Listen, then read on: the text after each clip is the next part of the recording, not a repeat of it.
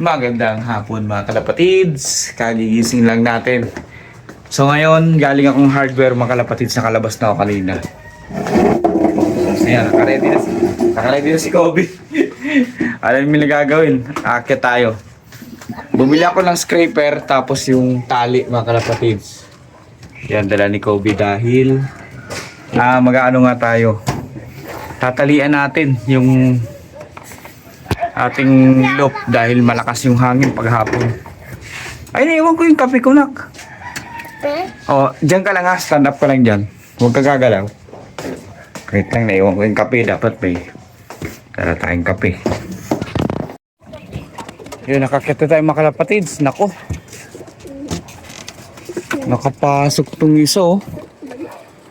Yung puti natin. Nakalabas naman si ano. Sino? Si Frankie. Ayan mga kalapatid, so namumula na yung mata. Binugbog nitong puti natin, pinasok sa loob. Naku, kawawa naman, no. Ano na yung mata niya, oh. Namumula mga kalapatid, so. Oh. Ay, nako.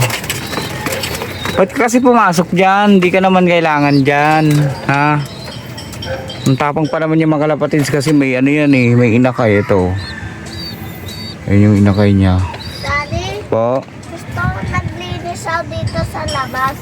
Sige, ayan kasama ko si Kobe mga kalapatids. Linis ko na dito. Pwede ka na. So ngayon, parorondahin natin tong ating mga warriors.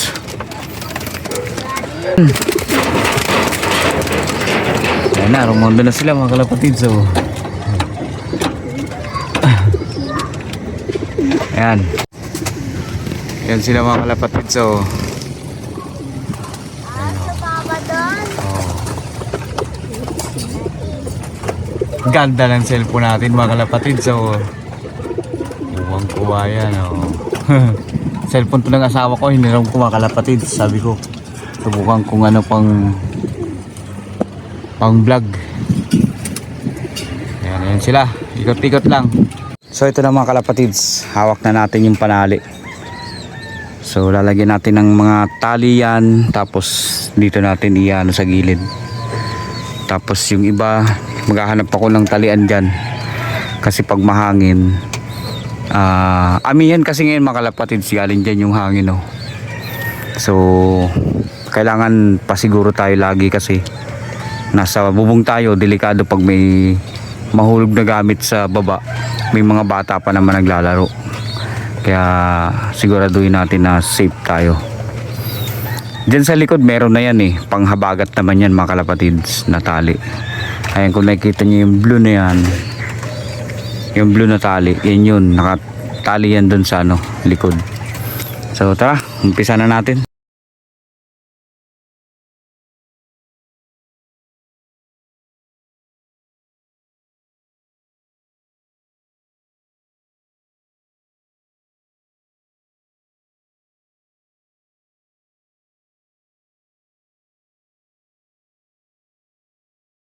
Okay mga kalapatids, natapos din tayo pagkatapos ng isang oras. Ayan, ito yung mga kinabitan natin, yung mga haligi lang, pati itong sa bubong. Ayan, tapos ito, ayan, nakakabit sa mga haligi niya, pati dun sa kabila. Ayan, tapos dito ko nalang kinabit sa poste para matibay diyan sa ilalim. Tapos dito din sa kabila, ganun din. Ayan, oh, sa likod. Ngayon kasi amihan yung hangin pa ganun. So mas delikado kung matutumba siya patalikod.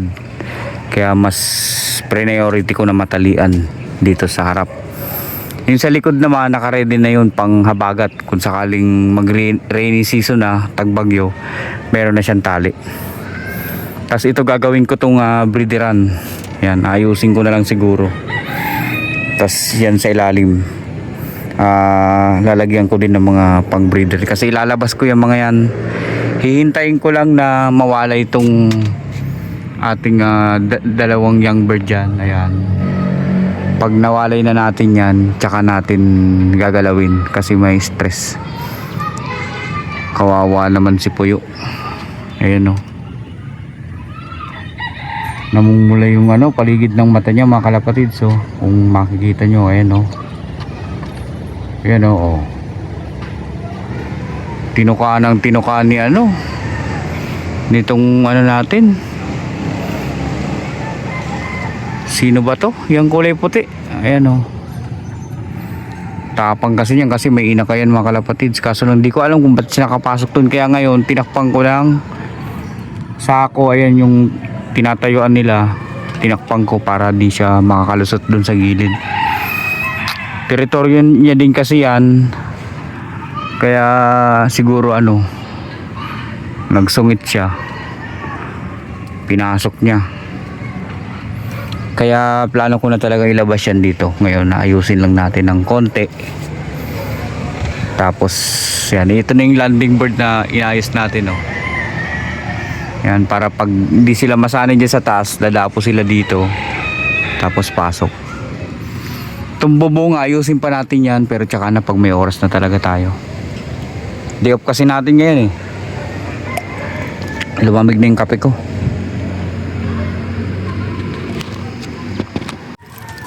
Ayan na sila mga kalapatid. So, bumaba agad. Okay lang yun. At least nakaronda sila sa hapon. Ganyan ata yung mangyayari pag panggabi tayo. Medyo mas marami tayong oras sa kanila pag panggabi tayo. Yun nga lang, puyat. So, yun nga, inayaan ko sila sa labas kanina. Malamang gutom na tong mga to. Tsaka natin tatawagin. Tingnan natin kung papasok sila agad. Para lang masanay.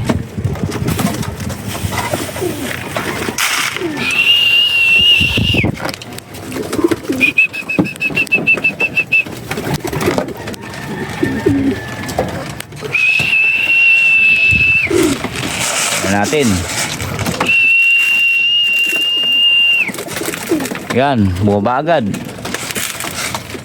Kala nyo gutom sila kanina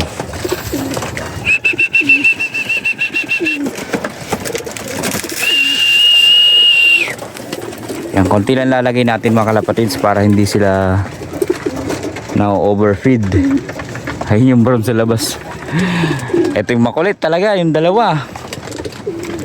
Ayaw, kahit gutom na talaga, hindi sila basta pumapasok.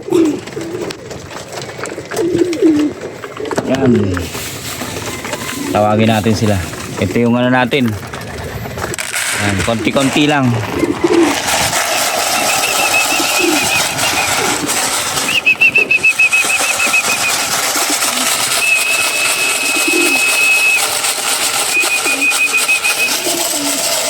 Ayan si leader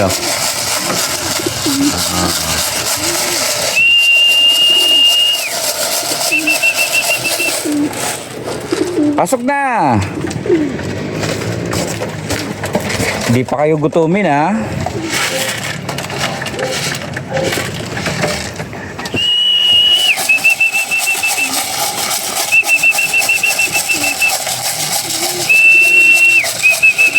Kaya pasok na si Brown. Si Tamad mga kalapatids. Pasok. Maubos na to. Sige kayo. Yan, konti-konti lang. Para nakokontrol natin sila. Okay na ito, Daddy. Opo. Sticker. Opo.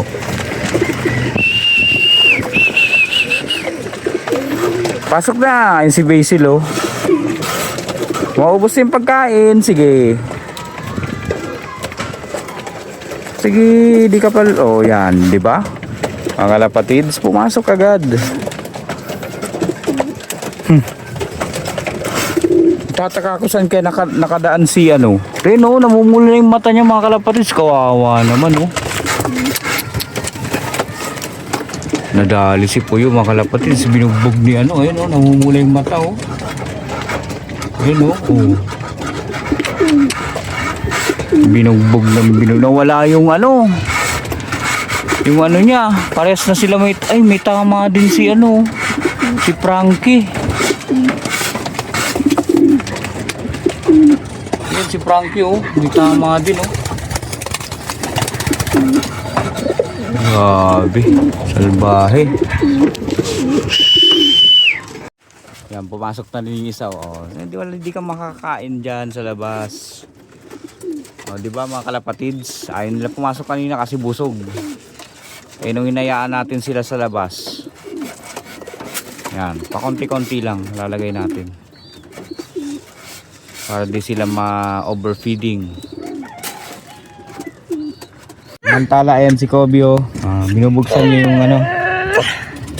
Pang scrape. Sige na. Ayan, kaya mo yan. Malapit na. Lapit na.